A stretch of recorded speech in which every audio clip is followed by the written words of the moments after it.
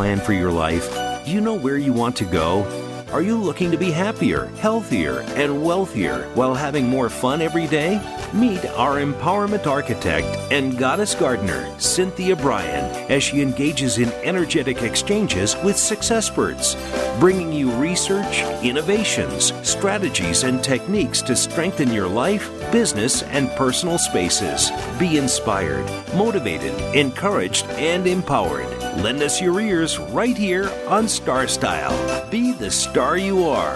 The party starts now.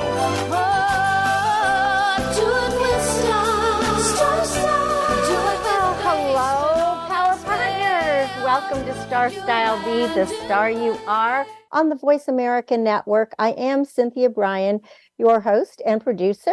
And the program is brought to the airwaves under the auspices of Be the Star You Are charity. I hope that you are having a great week as we get into mid-June. Amazing how quickly the months are going by.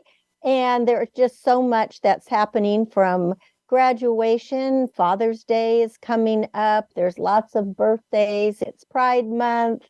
So what we're going to talk about today is Father's Day, Pride Month, and something that is important to me and probably a lot of other people. We're going to talk about AI and how generative AI technologies not only are on the rise, resulting in ebooks, magazine articles, children's books, and stories, but really how it is affecting authors and what the Authors Guild, of which I am a member, says about these writing and artistic aids. We have to wonder if humans are going to be replaced.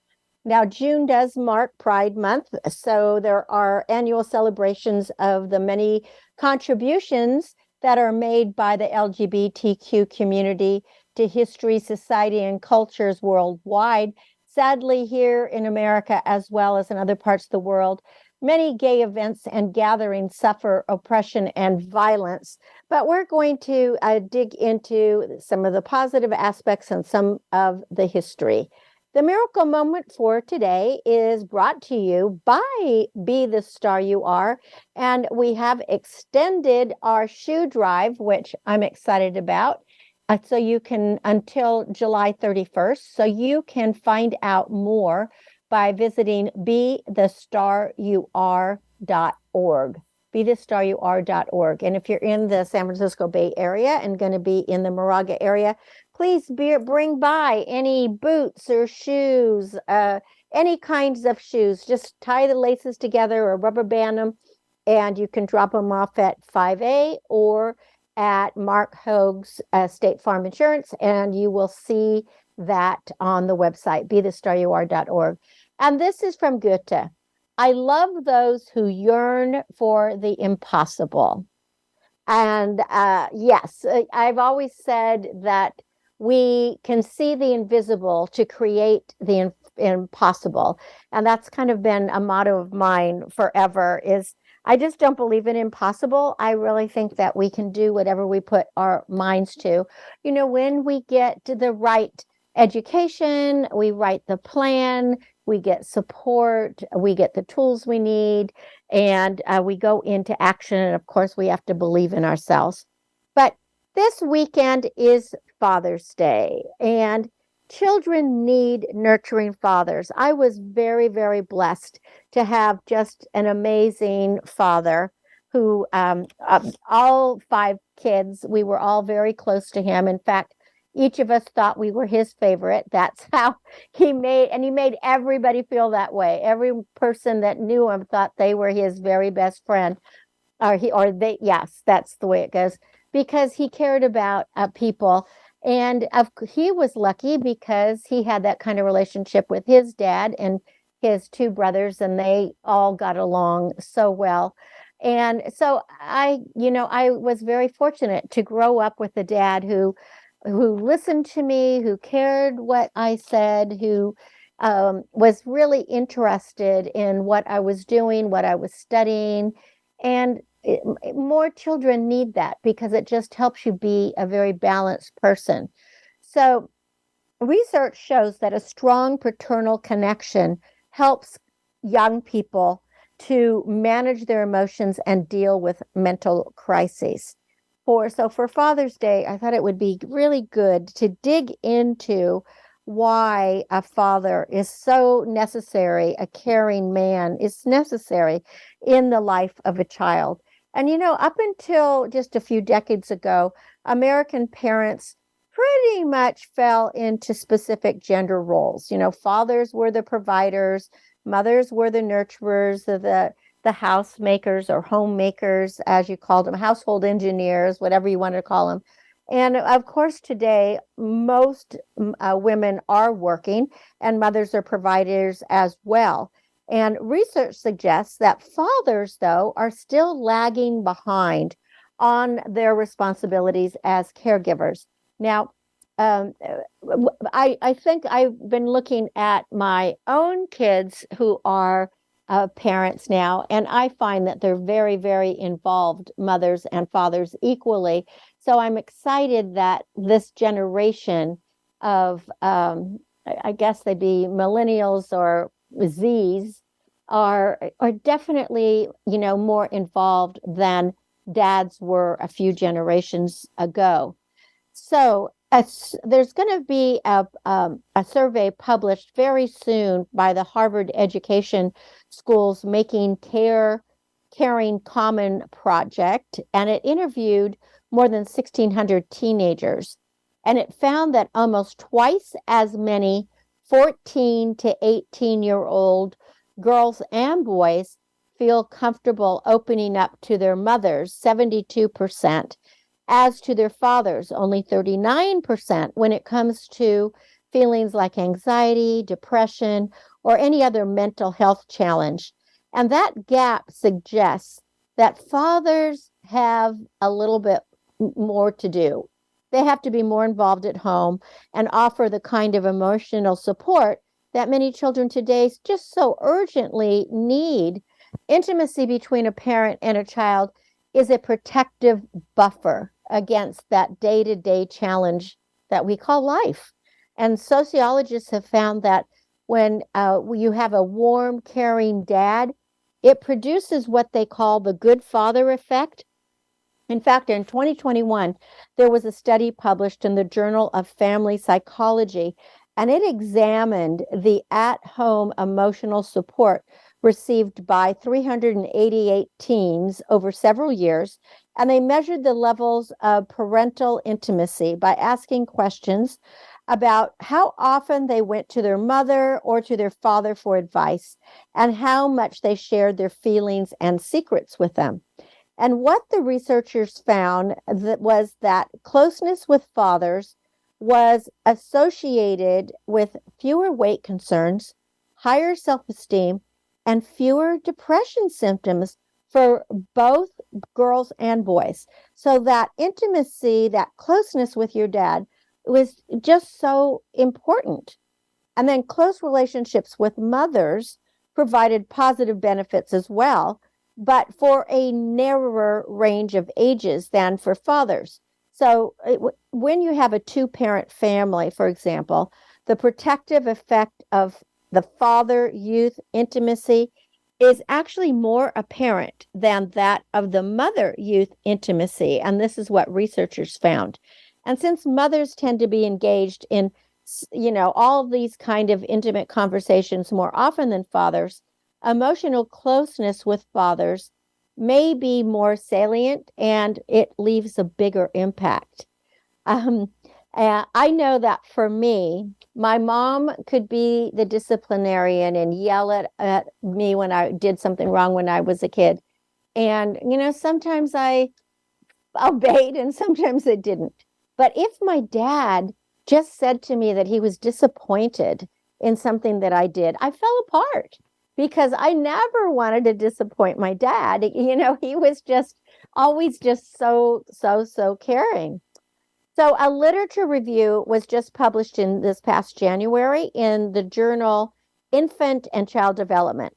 And what it looked at was 46 studies on father-child relationships, and it highlighted the role that dads play in building a child's skills when they're, especially when they're trying to regulate emotions. And fathers who were involved in caregiving and played with their kids and who reacted with warmth and greater sensitivity to a child when a child expressed any kind of emotion, these men were significantly more likely to have children that exhibited better emotional balance all the way from infancy to adolescence. So those skills in children are linked with higher levels of social competence, peer relationships, academic achievement, and resilience, while a poor emotional regulation skills are linked with the things you would think: anxiety, depression, and behavioral problems. Now, the people that are affected the most are boys, and that is probably, very obvious, because whether fathers are part of the emotional equation, our culture often tells men that softer emotions are weak, so fathers may have to give sons explicit permission to feel. And that isn't true at all. I mean, people who care and are caring, and who ask for help, that's a sign of strength. It's not a sign of weakness. So, because many men didn't grow up, though, with an emotionally warm male role model, they may lack that confidence in their abilities to be a sensitive caregiver. And then that can hold them back. And then when women take on the role of being the sole emotional caregiver, the only one who can comfort a child, the only one who talks about emotions, what it does is it further entrenches that idea that the expression of vulnerable feelings belongs in the female domain. So, it's not enough to encourage our sons to share their inner worlds. The men that they look up to, whether it be a dad or a friend or a grandparent or an uncle, the men they look up to and respect, they need to show them how to be emotional and how to care. A father's lack of confidence can set off a really vicious cycle. Mothers sometimes respond by engaging in what researchers are calling gatekeeping behavior, actions that obstruct the partner's relationship with the child. And although the maternal gatekeeping is probably done in a very loving way and in otherwise supportive marriages, a 2015 study published in the journal Parenting by Sarah Sullivan, a professor of psychology at Ohio State University, found that mothers are more likely to actually close the gate to fathers when the women are feeling anxious and depressed or hold excessively high standards for parenting, or when fathers lack that confidence. And in these cases, mothers get frustrated when they feel that parenting tasks aren't being done to their standards. And what they sometimes do is they, like we do with everything in life, you decide, okay, I'll just take care of it myself. Or maybe you redo the task after the dad has completed it. And in that way, gatekeeping can really become a self-fulfilling prophecy, can be very negative, because the more that fathers believe that they are incapable of caregiving, the more likely they will not be good caregivers, and the more likely mothers are to take control and limit the paternal involvement, and then add to that psychological load that already falls on women, because women are still, even in this day and age, still doing the majority of the homework. So social factors, we have a lot of them. There's paid leave for mothers, or the lack of it for fathers. I mean, and not all mothers get paid leave, but the fact that there's a lack of it for fathers, that conspires to influence gatekeeping behaviors, because it automatically is putting the woman in the role of the primary caregiver and placing the dad in the secondary position as the helper. And we have, as a society, we have to break that. We have to put the men and women on an equal plane. Of course, when we do that, we also need to pay women equally for the same jobs that men are doing. And parents just need to be on the lookout and guard against a division of parenting labor that, unwittingly reinforces problematic patterns. Now, the co-founder of a national support group for fathers called City Dads, his name is Matt Schneider, and he's a father of 2. He says that fathers need to push back against the myth that men are less capable of being sensitive than their female counterparts. And fathers do not need to accept the proposition that they are inherently less nurturing. You know, learning how to be warm, how to be emotionally attentive, it just involves the on-the-day, everyday job training and staying actively engaged until you start getting good at it. It's like everything else in life. Practice, practice, practice. So during the early days, for example, of the COVID pandemic, when families were, they were in lockdown, they were at home together, and dads were home, and dads said that they experienced a stronger intimacy with their children. And a couple of months into the lockdown, Making Caring Common surveyed 1,300 parents and found that 70% of parents, cutting across all races and classes, reported feeling closer to their children. And more than half reported that their children were sharing more about their emotions, talking more, and the family dynamics had changed for a very positive one. And then there was a follow-up survey that was published in June of 2020, and it looked at why dads felt closer despite the challenges. And what fathers were saying is that they seem to be communicating more and on a deeper level. So, of course, now the world has moved on from the pandemic, and now it takes more deliberate effort to carve out time in the day for any conversations.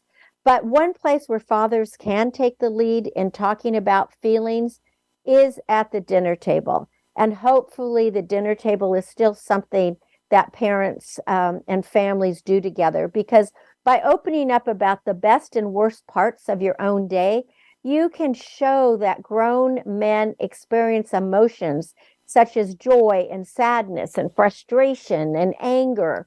And all of that is really modeling for your children. Now, fathers can also strive to become what Yale's Dr. Brackett calls emotion scientists. And that's someone who shows curiosity about their children's feelings and teaches them how to put those feelings into words. So instead of just listening in order to solve a problem, which that's something that, dads have always put in that position, we can solve a problem. This type of active listening, it requires empathy. The focus isn't on offering advice, but on getting the child to open up by asking encouraging questions like, what do you need right now? What can I help you do? How can I listen better? To the best, their answers are going to vary, but to best protect our children's mental health, particularly our sons, we want them to understand that being strong isn't about being invulnerable. Being strong is about being vulnerable, opening up, asking for help, and then exhibiting our emotions. So with that, I just want to end this segment saying, I know that as dads are listening now, you're all amazing, and I wish you a really, really happy Father's Day, because I can't say enough good things about my dad and grandparents, and I just really, really believe that men have the ability and responsibility to be, just human with their kids. Just show the love and show your vulnerability. You're listening to Cynthia Bryan. This is Star Style. Be the star you are. We'll be back in a bit, and we're going to talk about Pride Month. Don't go away. Be the star you are. The star you are. Follow us on Twitter for more great ideas at Voice America Empowerment. Get autographed copies of New York Times bestselling author Cynthia Bryan's books at www.starstyleradio.com. Get inspired and motivated to be your best self with Be the Star You Are. $99 gifts, and Be the Star You Are for teens. Buy cases at a deep discount to give away as gifts and premiums. Visit www.starstyleradio.com or call 925-377-STAR. 925-377-STAR. 925-377-STAR. Are you seeking a dynamo speaker for your meeting, conference, or organization? Internationally recognized keynote speaker and New York Times bestselling author and lifestyle coach Cynthia Bryan will bring her energetic expertise, passionate professionalism, and ebullient personality to your event. Hailed as an expert in lifestyle, women's issues, self-help, personal balance, leadership, media, gardening, and interior design topics, Cynthia Bryan is a popular empowerment keynote speaker around the world, lecturing to audiences of 100 to 5,000. For rates and bookings, call 925-377-STAR, 925-377-STAR, 925-377-STAR, and visit www.cynthiabryan.com. When you want the best, book Cynthia Bryan, www.cynthiabryan.com. Are you a teenager with lots to say, but no one to talk to? Let your creativity explode and your voice be heard on the radio program Express Yourself, a show by teens, for teens, and about teens. No topic is off limits as you connect with teens with attitude. Check out Express Yourself on the Voice America Kids channel and join our global community where teens talk and the world listens. www.btsya.com. You can express yourself. Follow Voice America at facebook.com/Voice America for juicy updates from your favorite radio shows and podcasts. It's power time on Star Style. Be the star you are with your passion, purpose, and possibility producer, Cynthia Bryan. Now, back to the Power Party. This business of show business. Well, we are back here in business. Thank you for staying with me on Star Style, Be the Star You Are. Well, this segment is dedicated to Pride Month. And Pride Month is an annual celebration of the many contributions that have been made by the LGBTQ plus community to history, to society, and cultures worldwide. Pride is celebrated throughout the month of June here in the United States, and it has its roots in those Stonewall riots of June 1969. And of course, in other parts of the world, it's celebrated at different times of the year. Now, the roots of the gay rights movement actually go back to the early 1900s when there was a handful of individuals in North America and Europe created a gay and lesbian organization such as the Society for Human Rights. It was founded by Henry Gerber in Chicago in the 1920s. And then following World War II, a small number of groups like the Mattachine Society and the Daughters of Bilitis published gay and lesbian positive newsletters and grew more vocal in demanding recognition for and protesting discrimination against gays and lesbians. And in 1966, that society held a sip-in protest at Julius, which was a bar in New York City, where they demanded drinks after announcing that they were gay, which was a violation of local laws against serving alcohol to gays and lesbians. So despite some progress in the post-war era, basic civil rights were largely denied to gay, lesbian, bisexual, and transgender people until one night in June 1969, when the gay rights movement took a really furious step forward with a series of violent riots in New York City, and they were called the Stonewall Riots.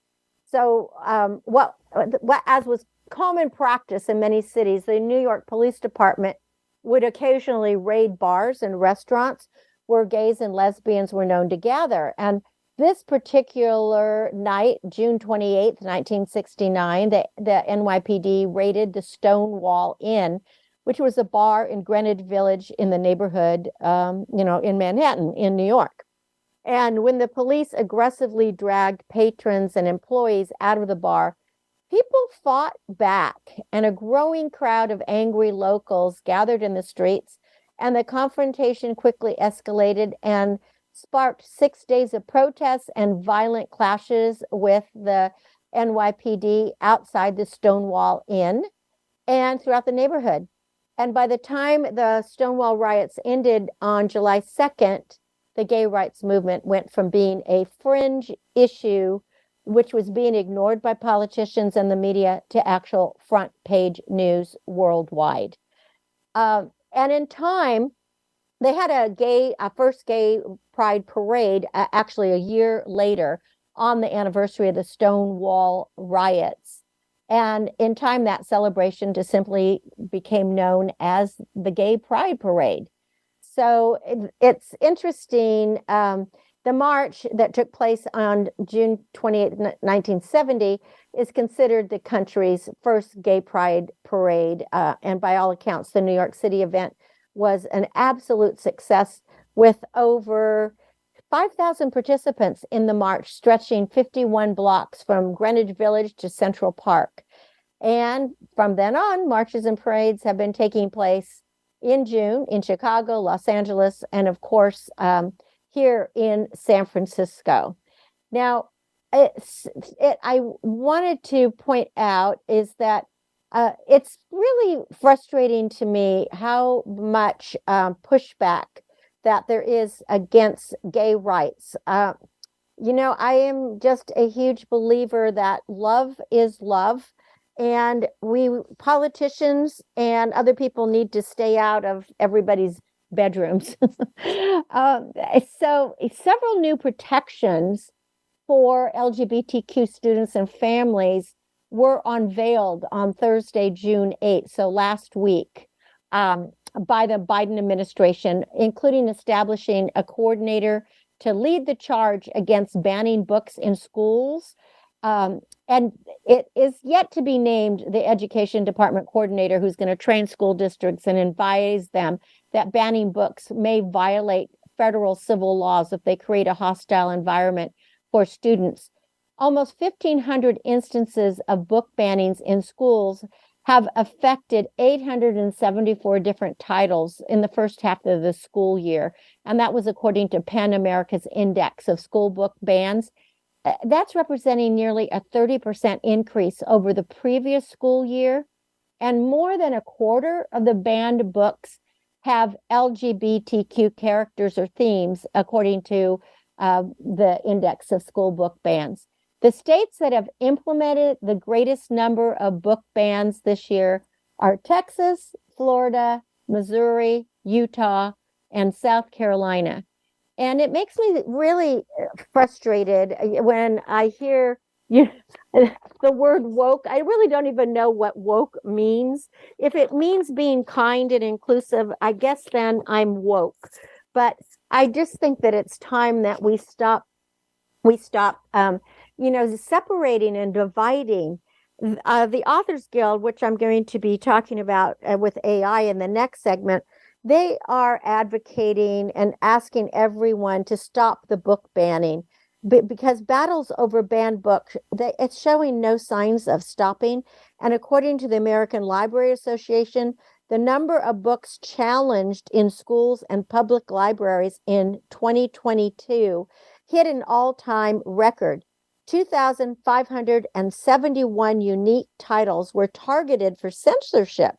That is just crazy. In 2021, there were 1,858, and 40% of the overall books challenged were in cases involving 100 books or more, because there's national groups that compile lists of titles to be challenged. So the Authors Guild created a Stop Book Bans toolkit, and you can use it to fight back against book bans in your own local schools and libraries.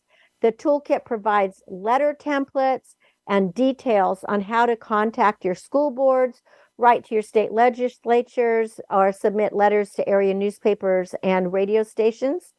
And how you can find it is you can go to authorsguild.org/resource / and then you can type in Stop Book Bans Toolkit. Or if you just go to authorsguild.org and go to resource, you're going to find that it just reminds me when you start banning books, it really feels like Hitler. It feels like Nazi times when they were burning books. Book banning erodes our democracy and it removes vital resources for student learning that can contribute to more stigma and isolation. And so many communities are already facing that, and we just can't have it. There is a new joint effort by the Department of Homeland Security and the Justice Department to train LGBTQ centers to deal with threats of violence, including shooting and bomb threats, along with cyber attacks. And that was also announced this past week. And, the DHS has said some might be inspired to commit violence by factors including their perceptions of the 2024 general election cycle and legislative or judicial decisions pertaining to socio-political issues. And the Health and Human Services Department promises to issue new evidence-based guidance for mental health providers for care for transgender kids. And specific guidance wasn't immediately provided, but the guidance is going to be made public so that everyone can access this.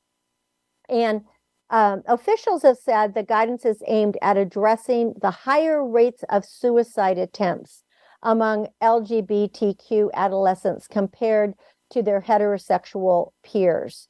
And a report from the Substance Abuse and Mental Health Services Administration from March noted that LGBTQ plus students are 3 times more likely to attempt suicide, and between 25% and 51% of transgender students have attempted suicide. And these actions come as the highest number of proposals limiting the LGBTQ rights for adults and children have been proposed in state houses across the country this year. There have been more than 525 bills. And of these bills, they were introduced in state legislatures in 41 states in 2023. And 76 bills became law as of June 5th. And that's according to the Human Rights Campaign. And for me, I just find this so sad. Having grown up and spent so much time and still spending time in the entertainment industry and in the modeling industry, there are people of all persuasions, all races, ethnicities, cultures, beliefs, religions, political, persuasions, etc. But the interesting thing is that I think that we can all get along if we just learn about each other.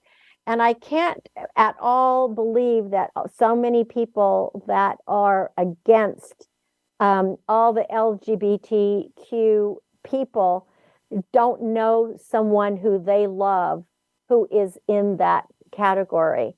And so to me, it just seems very, very hypocritical, very hypocritical. And so I want to just talk a little bit about mental health and suicide. If you received my latest newsletter, and if you haven't, you can email me, cynthia@star-style.com, and I can add you to the list, or you can go to Substack and look for Cynthia Bryan, and you can be added to the list. But it is this newsletter that I just sent out 2 days ago. It's addressing mental health and teen suicide. And, everyone does feel down and depressed from time to time, yet sometimes depression is a deeper mental health concern that needs to be addressed. So we have to reach out for help. It is a sign of strength, not weakness. And there are so many resources that are available. And social media has become an outlet for young people, especially, to express their despair. And when we start viewing consistent negative content, it causes feelings of isolation, anger, and overwhelming. We just feel like we just can't go on. So the mission of Be the Star You Are charity is to empower through positive messages, especially in media. That's why I have this radio show, and provide tools for living. And this is for women, families, and youth as well. We want everybody to be able to be supported and heard. And our Be the Star You Are volunteers and contributors and radio reporters and radio hosts, we have been focusing this month on teen suicide and prevention. So make sure that you check out the Express Yourself Teen Radio, where you're going to find interviews about drug addiction, mental health, and teen suicide.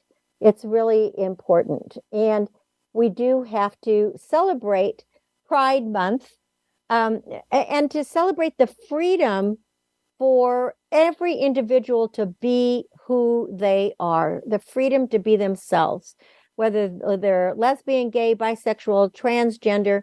We have to honor them, because all they're really asking for is peace. They're not trying to groom anybody or change anybody.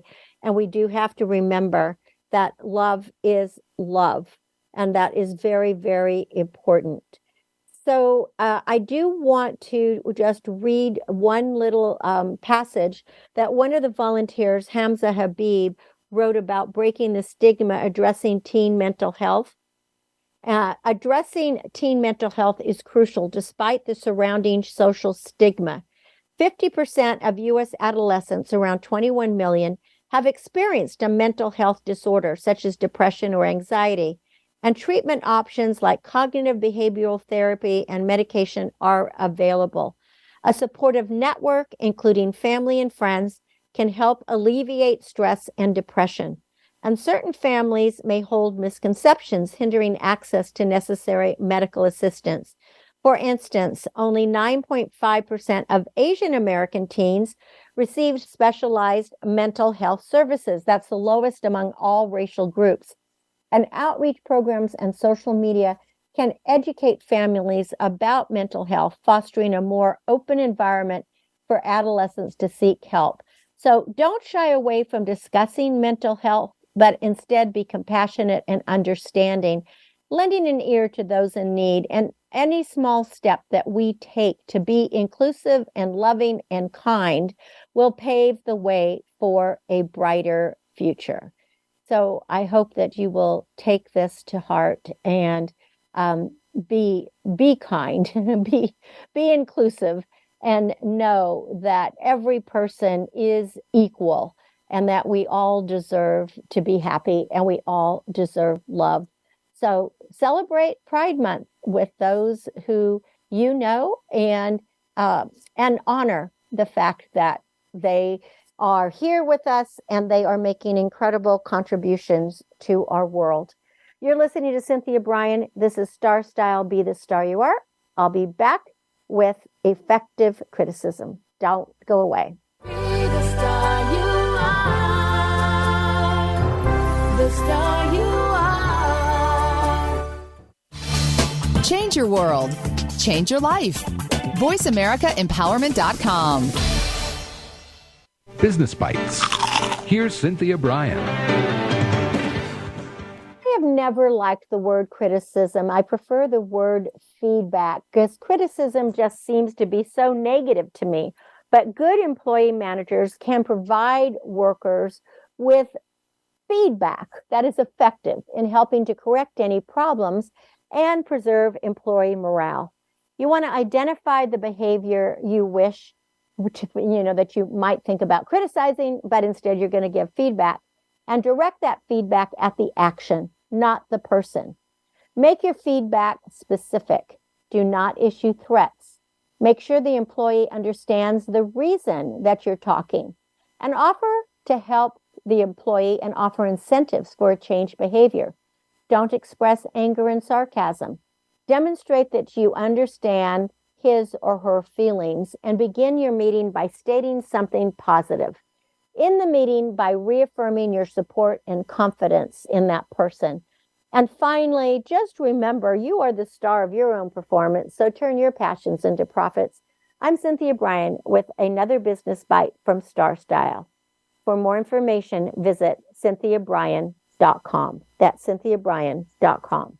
Be the star you are. The star you are. The annual cost of illiteracy to American taxpayers is over $225 billion.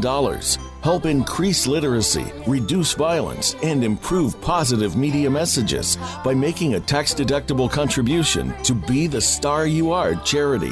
A top-rated nonprofit, Be the Star You Are promotes positive role models, produces positive radio broadcasts, and donates positive books to empower women, families, and youth. Be a power partner and join our galaxy of stars.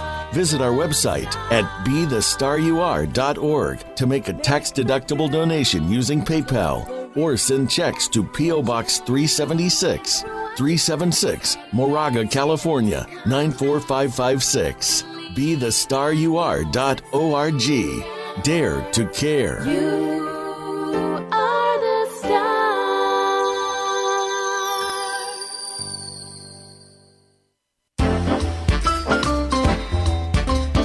It's power time on Star Style. Be the star you are with your passion, purpose, and possibility producer, Cynthia Bryan. Now, back to the power party. This business of show business. Well, thank you again for staying with me. I'm always so happy to continue on into our third segment.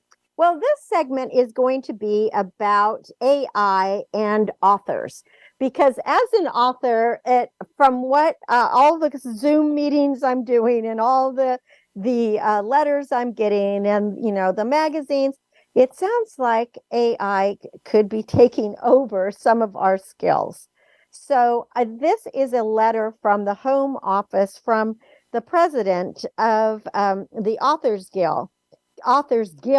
And I thought it was just a very, very, very appropriate. So it says, "Dear members, how often do we get to speculate about futuristic developments and see them unfold before us, not over a lifetime or even a decade, but in a matter of few years?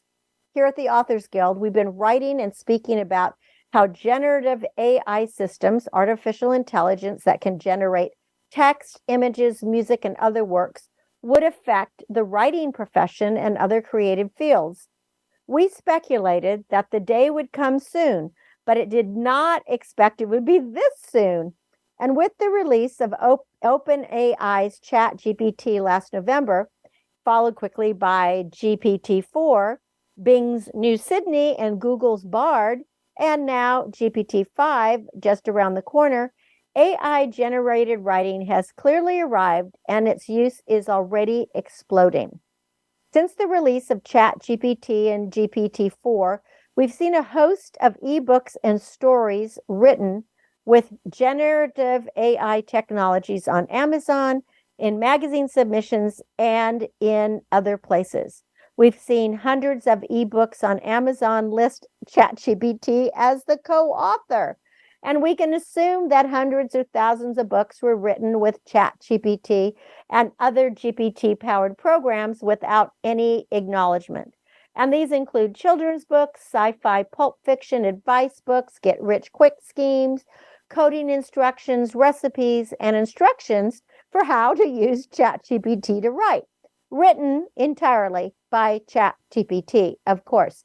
And just as an aside, I have to say that there is a local writer here in my area who actually just wrote a book completely by ChatGPT, a children's book, and had it illustrated, and then he published it in a print version. So this is very, it's happening. So literacy sci-fi magazines have seen a surge of submissions authored by AI. And two popular sci-fi and fantasy magazines, Clark's World and Grimdark, recently closed submissions after being inundated by AI-generated stories and are assessing ways to improve the vetting process and to detect any AI works.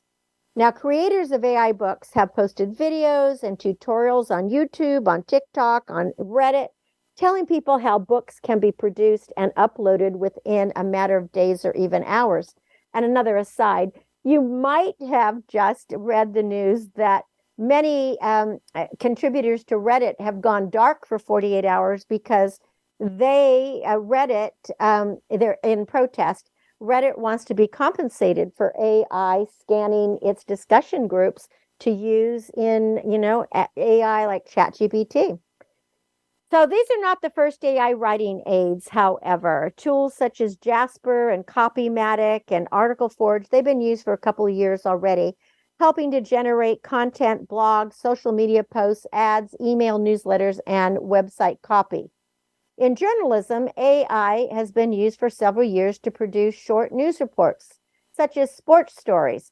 But ChatGPT made it possible to write entire articles using it, allowing a wider array of news publications to use it as well, including for longer articles. The tech site CNET has been using AI to generate articles about personal finance. BuzzFeed has started using ChatGPT to create quizzes. Wired, however, recently announced it will not use AI to write or edit articles, but may use it to generate story ideas and possibly to edit them. So, when ChatGPT was first released to the public in December, I asked it, and when I say this is Mary Rassenberger, who is the CEO of the Authors Guild. She said, I asked it, does AI writing technology have the potential to change the profession of writing in significant ways? And here's what ChatGPT said. AI-powered writing assistants. These tools use natural language processing, NLP, and machine learning algorithms to help writers generate ideas, organize their thoughts, and check their grammar and spelling. Some examples include Grammarly, ProWriting Aid, and Hemingway Editor. The second thing, AI-generated content are now AI systems that generate human-like written content such as news articles and social media posts. And these systems use machine learning algorithms to analyze large data sets of text and generate new content based on patterns and trends they identified. Third, AI-assisted translation. AI-assisted translation tools like Google Translate or DeepL use machine learning algorithms to translate written content from one language to another. And these tools can help writers create multilingual content more efficiently. But they also have the potential to replace human translators. And the fourth thing that ChatGPT offered was AI-powered content optimization. AI-powered content optimization tools can help writers improve the search engine rankings of their content by analyzing it for keywords and other factors that search engines use to determine relevance. And overall, these new AI writing technologies have the potential to make the writing process more efficient and effective, but it also raises the question about the future of human employment in the writing profession. Some writers may find that they are able to produce higher quality work with the help of AI tools, while others will be threatened by the prospect of being replaced by machines. I found that so fascinating. Now, writers have much to celebrate with a lot of these new tools because it can help you brainstorm and develop a plot or a character or organize thoughts or an outline, as well as suggest synonyms and help you edit.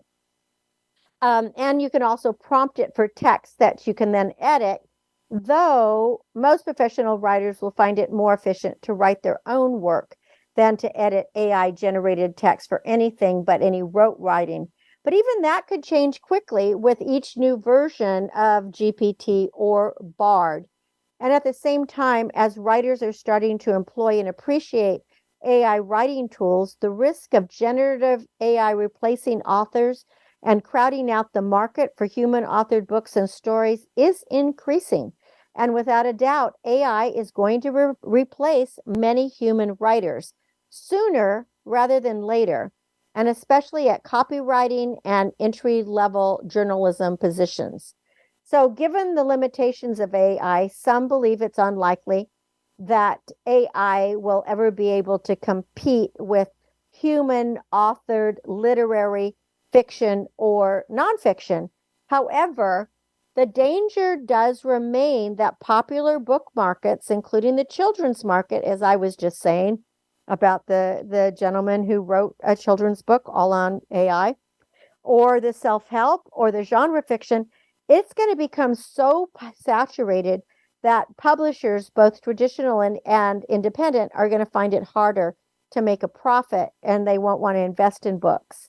So publishers have already been forced to invest in more books with sure sales, so they are really only buying books from celebrities and established best-selling authors, and they're less able to take risks on books. So with AI written books crowding out the market, publishers are going to be forced to rely on those high profit books more than ever. And when that happens, authors will naturally lose the diversity, and readers are going to lose the diversity and breadth in what gets published. So are authors going to be replaced? I think it kind of sounds like it. The main issue is the fact that the recent generative AI systems have been trained on copyrighted human authored works to mimic those works without permission or compensation. And this is where the problem is. The works were simply scripted off the internet or copied from massive databases, compiled without permission. And AI developers claim that it's fair use to copy the ingested works many times over, but other places are saying that that is theft. So we're going to have to figure out some kind of collective licensing. It might be an effective means of paying creators and publishers, where licensing on a one-off basis creates a market inefficiency. Who knows? She concludes with this, and I thought this is a good way to finish off this segment. She says, Mary says, let me conclude with another response from ChatGPT. I asked, how will AI affect authors' ability to make money? And it responded in a perfect high school essay writing style. There is potential for AI to affect authors' ability to make money in a number of ways. One potential impact is through the use of AI-powered writing tools, which can help writers generate content more efficiently. This could potentially lower the cost of producing written works, which could in turn impact authors' earnings. It's also possible that AI-generated content could become so prevalent, leading to increased competition for authors, and the use of AI in publishing could potentially lead to changes in the distribution and marketing of written works, which could also affect authors' ability to monetize their creation. And ultimately, the impact of AI on authors' ability to make money will depend on a number of factors, including the extent to which AI is used in the writing and publishing process, and how authors adapt. Nothing insightful here, but we cannot disagree. So it sounds like AI is here to stay. Well, that is our show for today. Thank you for staying with me every week here on Star Style Be the Star You Are. For more information about Be the Star You Are and our shoe drive, visit BeTheStarYouAre.org. For information about me or Star Style Productions, hello, Cynthia, visit CynthiaBryan.com. That's Bryan with an I. My aim is always to encourage, inspire, inform, amuse, and motivate. Cherish the past, dream of the future, and celebrate every moment of your life. And pick up one of my books while we still are writing real books at CynthiaBryan.com.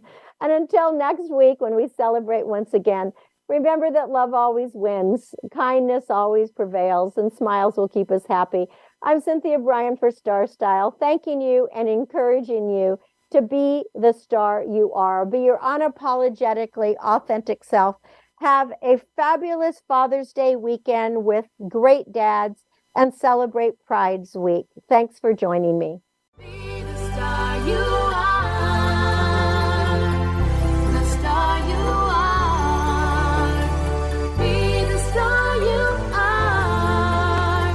You are the star. It's been a pleasure bringing you our life-changing program, Star Style, Be the Star You Are.